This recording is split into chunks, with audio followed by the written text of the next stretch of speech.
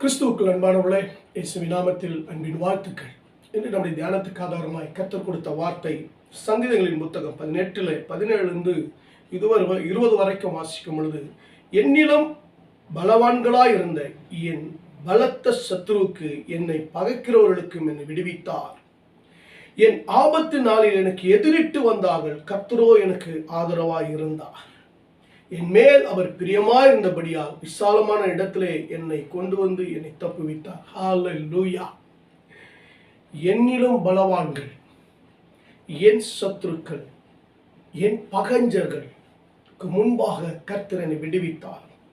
எனக்கு ஆபத்து வந்தது, கர்த்தர் எனக்கு ஆதரவாக இருந்தார்.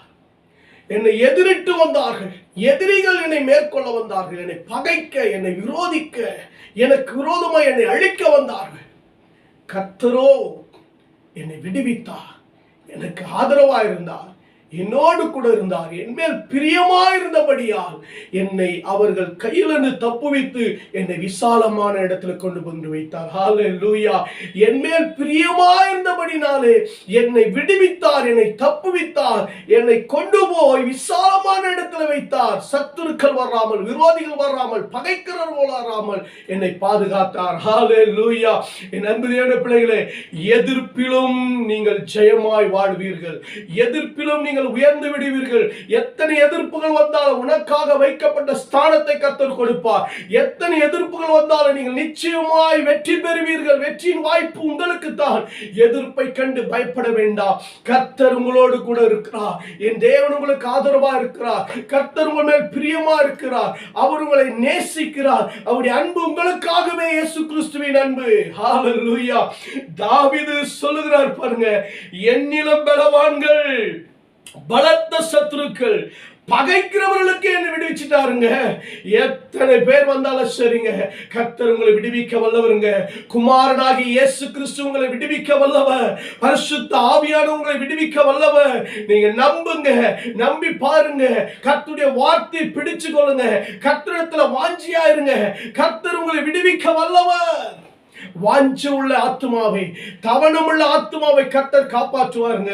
நீங்க வாஞ்சியா இருக்கிறீங்களா, தாகமா இருக்கிறீங்களா, கர்த்தர் உங்களை விடுவிப்பார். ஆமாங்க, தாவீதை கர்த்தர் சவுலின் கைக்கும், சத்துருக்களின் கைக்கும், பகைவர் கைக்கும் பாதுகாத்து கர்த்தர் அவரை உயர்த்தினாருங்க. அவருக்கு கொடுக்க வேண்டிய ஸ்தானத்தை கர்த்தர் கொடுத்தார். சோர்ந்து போயிருக்கலாம், நீங்க கலங்கி போயிருக்கிறீங்களா, பிரயாசப்பட்டு சத்துருக்குடைய எதிர்ப்பினாலே மனமடிவாய் உட்கார்ந்து கொண்டிருக்கிறேன். அன்பு சகோதரா, சகோதரியே, கர்த்தர் சொல்லுகிறார், உன் பகைஞர்கள், எதிரிகள், சத்துருக்கள், பலவான்களை விட கர்த்தர் உனக்கு உயர்ந்த ஸ்தானத்தை வைத்திருக்கிறார். உனக்கான ஜெயத்தை கர்த்தர் வைத்திருக்கிறார். உனக்கான மேன்மை கர்த்தர் வைத்திருக்கிறார்.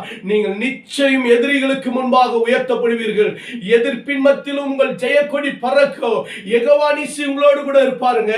இஸ்ரவேல் ஜனங்களை 400 வருஷம் துன்பப்படுத்தின பார்வோன் அவர்களை எதிர்த்து துரத்தி கொண்டு வந்தார். அவர்களுக்கு பின்பாக துரத்தி கொண்டு வந்தார். அவர்களுக்கு எதிரியாயிருந்தார். அவர்களை வாழ விடவில்லைங்க. அவர்களுக்கு விரோதமாய் செயல்பட்டு கொண்டே இருந்தார். ஆனால் கர்த்தர் ஒரு நாள் அவர்களை விடுவித்தார். பார்வோனை அவன் கூட்டத்தையும் சிவந்த சமுத்திரத்திலே கர்த்தர் அழித்து போட்டார். இன்று காண்கிற எகிப்தினை காண மாட்டீர்கள் என்று சொன்னார். கர்த்தர் யுத்தம் பண்ணினார். பயப்படாதிருங்கள் என்று சொன்னார். கர்த்தர் செய்கிற ரட்சிப்பை பாருங்கள் என்று சொன்னார். கர்த்தர் சொன்னபடியே தேவன் மகிமைப்பட்டு ஒரு பெரிய வெற்றியை அவர்களுக்கு கொடுத்தாருங்க. சிறந்த வெற்றியை கொடுத்தாருங்க. பகைத்தவர்கள் விழுந்து போனார்கள், எதிரிகள் விழுந்து போனார்கள், அடிமைப்படுத்தினவர்கள் விழுந்து போனாருங்க. இன்னைக்கு கர்த்தர் உனக்காக காரியங்களை செய்ய போகிறார். உனக்காக யுத்தம் செய்ய போகிறார். எந்த இடத்துல உன் வாழ்க்கையில் அடிமைப்பட்டிருக்கிறீங்களோ, எந்த இடத்துல நீங்க சிறைப்பட்டிருக்கிறீங்களோ, எங்க விடுதலை இல்லாமல் இருக்கிறீங்களோ, எங்க அவமானத்தை சந்தித்துக் கொண்டிருக்கிறீங்களோ, யாத்திராகமம் 14ஆம் அதிகாரத்துல பார்வோனை அவன் கூட்டத்தை அழித்தது உண்மை என்றார். இஸ்ரவேல் ஜனங்களை விடுவித்தது உண்மை என்றார். யாத்திராகமம் 15ஆம் அதிகாரத்தில் பகைவர்களை அழித்து இஸ்ரவேல் ஜனங்களுக்கு வெற்றியை கொடுத்தது உண்மைங்க. உங்கள் வாழ்க்கையில சிறந்த வெற்றியை பார்ப்பீங்க. உங்க வாழ்க்கையில சிறந்த வெற்றியை பார்ப்பீங்க. என் அன்பு தேவனுடைய பிள்ளைகளே, தேவனை மாத்திர ஆபத்து காலத்தில் நோக்கி கூப்பிடுங்க. தாவீது ஆபத்து நேரத்தில் ஆபத்து நேரத்தில் தேவனுடைய ஆதரவை கேட்டார். கர்த்தர் மேல் வாஞ்சியா இருந்தா தேவனுடைய சமூகத்திற்கு போனாருங்க. எத்தனை எதிர்ப்புகள் வந்தாலும், எத்தனை போராட்டங்கள் வந்தாலும் தேவனுடைய ஆதரவை பிடிச்சு கொள்ளுங்க. கர்த்தருடைய ஆதரவை பிடித்துக் கொள்ளுகிறவர்களுக்கு தான் செய்யும். கர்த்தருடைய ஆதரவுல வாழ்றவங்களுக்கு தாங்க ஆசீர்வாதம். கர்த்தருடைய ஆதரவுல வாழ்றவங்களால தான் உயர்ந்த ஸ்தானத்துக்கு வர முடியும். யாருடைய இன்னைக்கு ஆதரவுல இருக்கிற? ஒருவேளை உனக்கு ஆதரவே இல்லையா? எல்லாரும் கைவிடப்பட்டிருக்கிறியா? உனக்கு கர்த்தர் ஆதரவுங்க. கர்த்தர் உங்களுக்கு ஆதரவா இருக்கிறார். அவரே உங்களை கனப்படுத்துவார். ஹல்லேலூயா. தாவீது சொல்றார் பாருங்க, என் நண்பர்கள் எனக்கு எதிரிட்டு வந்தார்கள், ஆபத்திலிருந்து என்னை விடுவித்து என்னை விசாலத்தில் கொண்டு போய் வைத்தவர் என்ன செய்தார் தெரியுமா? எனக்காக ஒரு விளக்கை ஏற்றினார். அல்லேலூயா. என் இருளை வெளிச்சமாக்கினார் சொல்றாருங்க. சங்கீதம் 18:28 சொல்றாரு, என் விளக்கை ஏற்றினார். அல்லேலூயா. அணைந்து போகாமல் என் இருளை வெளிச்சமாக்கிட்டாரு. இனி நான் எரிந்து கொண்டே இருப்பேன், நான் பிரகாசித்துக் கொண்டே இருப்பேன். ஹல்லேலூயா. இனி உங்களுடைய வாழ்க்கையில நீங்கள் எரிந்து கொண்டே இருக்க போகிறீர்கள். எழும்பு சீயோனே, எழும்பு, உன் வல்லமை தரித்துக்கொள், எழும்பி பிரகாசி. கர்த்தருடைய மகிமை அவருடைய வெளிச்சம் மேல் உதித்திருக்கிறது. எந்த மனுஷனின் பிரகாசம் இருக்கிற இயேசு கிறிஸ்துவுக்குள்ள வந்திருக்கிறாருங்க. என் அன்பு தேவனுடைய பிள்ளைகளே, உங்களை கர்த்தர் உலகத்துக்கு வெளிச்சமாய் கர்த்தர் மாற்ற போகிறார். தாவீதுடைய விளக்கை கர்த்தர் ஏற்றினாருங்க. அவருடைய இருளை வெளிச்சமாக்கினாரு. கர்த்தர் இனி உங்கள் வாழ்க்கையில இருள் இல்லாதபடிக்கு கர்த்தர் மாற்றி போட போகிறார். இனி நீங்கள் பிரகாசிக்க போகிறீர்கள். ஹல்லேலூயா. அது மாத்திரமல்ல, தாவீதுடைய லைஃப்ல பாருங்க அடுத்து என்ன நடக்குது தெரியுமா? 29ஆம் வசனத்துல, உம்மாலே ஒரு சேனைக்குள் பாய்ந்து போவேன், என் தேவனாலே ஒரு மதிலை தாண்டுவேன். இங்க சொல்ற காரியத்தை நல்லா புரிந்து கொள்ளுங்க. ஒரு விசுவாச வார்த்தை, விசுவாச அறிக்கை. தேவனை விசுவாசத்துல உறுதியா பிடிச்சுக்கிட்டாருங்க தாவீது. உறுதியா பிடிச்சிட்டாரு தாவீது விசுவாசத்துல. என்ன தெரியுமா? என்னால சேனைகளை தாண்ட முடியாது, என்னால மதிலை தாண்ட முடியாது, என்னால சேனைகளை ஜெயிக்க முடியாது, ஆனால் ஒன்று முடியும். என்ன தெரியுமா? என் தேவன் என்னோடு இருப்பாரானால், என் கர்த்தர் என்னோடு இருப்பாரானால், என் இயேசு கிறிஸ்து என்னோடு இருப்பாரானால், அது எவ்வளவு பெரிய சேனையா இருந்தாலும் சரி பாய்ந்து போயிடுவேங்க, நான் ஜெயிச்சிடுவேன். எதிரிகளை முறியடிக்கிற அந்த பலன், அந்த அபிஷேகம் என் கர்த்தருக்குள்ள இருக்குங்க. அதனால்தான் அந்த சங்கீதம் 18 துவங்கும்போதே சொல்றார், கர்த்தரின் பலனும் என் கீதமானவர். கர்த்தரின் பலனும் என் கீதமானவர். கர்த்தரின் பலனாகிய கர்த்தாவை உம்மில் அன்பு கூறுவேன். கர்த்தரின் கன்மலை என் கோட்டை என்று சொல்லுகிறார். என்பதை பிள்ளைகளே, நீங்கள் பெற வேண்டிய ஸ்தானத்தை பெறுவீர்கள். வர வேண்டிய செய்தி உங்களுக்கு வரும். நீங்கள் உயர்த்தப்பட வேண்டிய நிலை இருக்கிறது. நீங்கள் காத்திருந்த காரியம் உங்களுக்கு ஜெயமாய் வர முடிய போகிறது. உங்கள் ஜெபம், உங்கள் கண்ணீர்கள் வீணாய் போக போகிறதில்லை. எந்த சத்துருவின் சேனைகள் உங்களுக்கு முன்பாக நின்றதோ, எந்த மதில் உங்களுக்கு முன்பாக நின்றதோ, அவைகளை தாண்டி போக, உடைத்தெறிய, அவைகளை ஜெயிக்க கர்த்தருடைய அபிஷேகம் உங்கள் மேல் வரும்.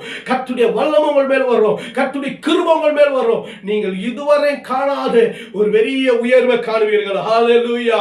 அடுத்து தாவீது சொல்றாரு பாருங்க, அதே சங்கீதத்துல 18 35 50 வரைக்கும் நீங்க வாசித்து பாருங்க. சொல்றாரு பாருங்க, உம்முடைய ரட்சிப்பின் கேடகத்தை எனக்கு தந்தீர், உம்முடைய வலது கரம் என்னை தாங்குகிறது, உம்முடைய காரணம் என்னை பெரியவனாக்குகிறது. அல்லேலூயா, ஹல்லேலூயா. எதிரிகளுக்கு முன்பாக பெரியவனாக மாற்றப்பட்ட தாவீது, சத்துருவுக்கு முன்பாக பெரியவனாக மாற்றப்பட்ட தாவீது, பகைத்து தள்ளினவர்களுக்கு முன்பாக, விரோதிகளுக்கு முன்பாக, எல்லா ஜனங்களுக்கு முன்பாக பெரியவனாக்கப்பட்ட தாவீதுங்க. வேதம் சொல்லப்படுகிறது, தாவீது நாளுக்கு நாள் விருத்தி அடைந்தார். கிரேட்டர் அண்ட் கிரேட்டர், மல்டிப்ளைங்க. தாவீத கர்த்தர் பெரியவனாக்கிட்டாருங்க. எப்படி தெரியுமா? அவர் சொல்றாரு, உம்முடைய ரட்சிப்பின் கேடகத்தை எனக்கு தந்தீர், உம்முடைய வலது கரம் என்னை தாங்குகிறது. அல்லேலூயா. கர்த்தருடைய ரட்சிப்பின் கேடகம் ஒரு பக்கம், அவருடைய வலது கரம் ஒரு பக்கங்க. தாவீதை பிடிச்சிட்டுங்க. இன்னைக்கு உனக்குள்ள இருக்கிற ரட்சிப்பை கேடகத்தை பிடிச்சுக்கிடுங்க. அல்லேலூயா. அந்த வலது கரம் உங்களை உயர்த்திடுங்க.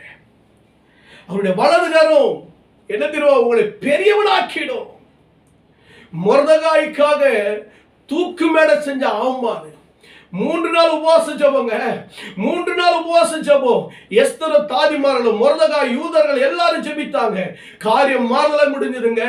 யார் தாழ்த்தப்பட்டிருந்தார்களோ, யாருக்கு விரோதமாக தூக்கமேடை செய்ததோ, எந்த நாளில் யூதர்கள் கொலை செய்யப்பட வேண்டும் என்று எழுதப்பட்டதோ, அந்த காகிதத்தையே, அந்த பத்திரத்தையே மாற்றி எழுதி விரோதிகள், எதிரிகளுக்கு முன்பாக உயர்த்தப்பட்ட பெரியவனாக்கப்பட்ட மொர்தெகாய், எஸ்தர், இஸ்ரவேல் ஜனங்கள், காரியம் மாறுதலாய் முடிந்ததுங்க.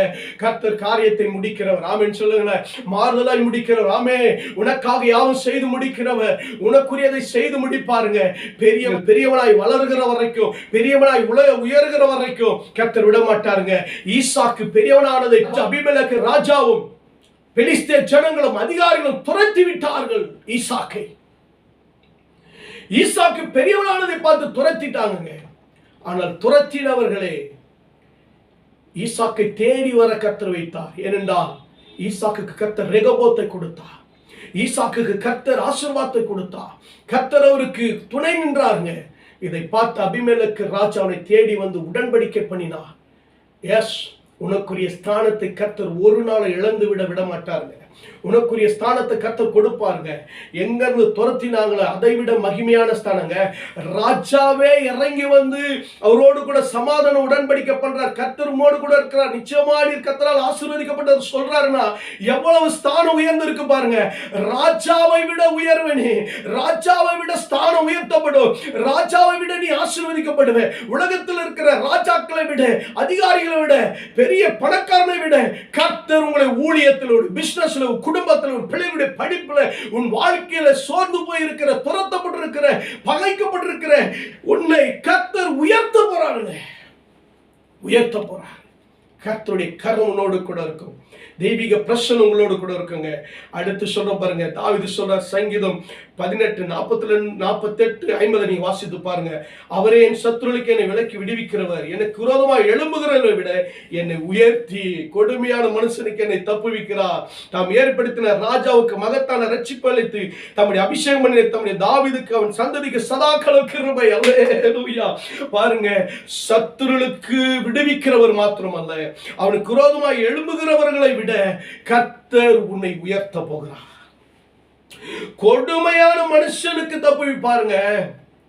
விரோதிகளுக்கு பாருங்க சொல்லுங்க, எனக்கு விரோதமாய் எழும்புகிறவர்களை விட, என் எதிரிகளை விட, பகைக்கிறவர்களை விட, சத்துருக்களை விட, கொடுமையானவனை விட கர்த்தர் என்னை விடுவிச்சு தப்பிக்கிறது மாத்திரமல்ல, என்னை அபிஷேகம் பண்ணி உயர்த்தி வைத்திருக்கிறார். அல்லேலூயா.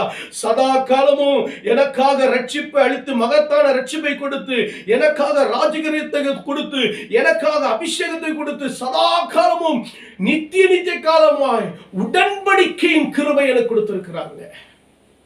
நிச்சயமான உடன்படிக்கையின் கிருபை. தாவீதோடு கர்த்தர் உடன்படிக்கை பண்ணிட்டார். என் அன்பு தேவனுடைய பிள்ளைகளே, உங்க மேல இருக்கிற அபிஷேகம் தேவன் உங்களை உயர்த்துவாருங்க. எப்படி தெரியுமா? உன் சத்துருளை விட, உன்னை விரோதிக்கிறவர்களை விட, உனக்கு கொடுமை செய்கிறதை விட கர்த்தர் உன்னை தப்புவித்து உன்னை உயர்த்துவார். ஏன்னா உன் மேல ரட்சிப்பின் அபிஷேகம் இருக்கு, உன் மேல கர்த்தருடைய திட்டம் இருக்கு, உன் மேல கர்த்தருடைய கரம் இருக்கு, உன்னுடைய வாழ்க்கையில கர்த்தருடைய எதிர்கால செயல்கள் இருக்குங்க. கர்த்தருடைய கிருபை உன் மேல இருக்கு. உங்களை குறித்து கர்த்தர் பெரிய திட்டங்களை, நோக்கங்களை வச்சிருக்கிறார். ஆகினால தான் கர்த்தர் உங்களோடு கூட பேசிக்கிட்டு இருக்கிறாரு. என் அன்பு தேவனுடைய பிள்ளைகளே, உங்கள் குடும்பம், உங்கள் பிள்ளைகள், உங்களுடைய வேலை, பிசினஸ், உங்களுடைய ஊழியத்துல ஒரு பெரிய திட்டம் இருக்குங்க. கர்த்தர் அதை ஆசீர்வாதமாய் மாற்ற போகிறார். ராஜரீக அபிஷேகத்தை கர்த்தர் உங்கள் மேல் வைத்திருக்கிறார். ஹல்லேலூயா. எதிரிட்டு வருகிற எதிரிக்கு முன்பாக கர்த்தர் உனக்கு ஜெயத்தை கொடுப்பார். வெற்றியை நீங்கள் காண்பீர்கள். எதிர்ப்பிலும் வெற்றியை காண்பாய். எதிர்ப்பிலும் நீ வளர்ந்து விடுவாய். எதிர்ப்பிலும் உன் ஸ்தானத்தை கர்த்தர் உனக்கு கொடுப்பார். எதிர்ப்பிலும் உன்னை பெரியவனாக்குவார். எதிர்ப்பிலும் நீ உயர்ந்து நிற்பாய். ஆனால் நீ செய்ய வேண்டியது, உன் ரட்சிப்பை காத்துக்கொள். தேவ சமூகத்தில் பிடித்துக்கொள். தேவ சமூகத்தில் பிடித்துக்கொள். தேவனுடைய அபிஷேகத்தை காத்துக்கொள். தேவன் கொடுத்த கிருபா வரங்களை பயன்படுத்து. கர்த்தர் கொடுத்த அதிகாரத்தை வீணாக்காத. கர்த்தர் கொடுத்த கிருபையில் அபிஷேகத்தை தேவனுக்காய் பயன்படுத்து. ஜெபிப்போமா? பரலோக பிதாவே, அன்பின் தகப்பனே, வானத்துக்கு பூமிக்கு தேவனாகிய கர்த்தாவே, இயேசு கிறிஸ்து நாமத்தினால் வரப்பா, என் சத்தத்தை கேட்கிற ஒவ்வொரு மீது உடைய கரம், உடைய பிரசன்னம் இறங்கட்டும். தேவ வல்லம் இறங்கட்டப்பா. எத்தனை எதிர்ப்பின் மத்தியிலே, வேதனையின் மத்தியிலே, பகையின் மத்தியிலே, கொடுமையின் மத்தியிலே, சத்துருகள் மத்தியிலே, கண்ணீரோடும் வியாதியோடும் வெட்கத்தோடும் அவமானத்தோடு இருக்கிற ஒவ்வொரு கர்த்தர் தொடுவீராக. ஒவ்வொரு கர்த்தர் தொடுவீராக. ஒவ்வொரு மீது உடைய அபிஷேக தைலம் இறங்குவதாக. இன்றைக்கு அவர்கள் வெற்றியை காணட்டும். இன்றைக்கு அவர்கள் ஜெயத்தை பார்க்கட்டும். இன்றைக்கு அவர்கள் உயர்வை பார்க்கட்டும். கர்த்தர் அவர்களோடு கொடுத்த பெரிய காரியங்களை செய்வீராக.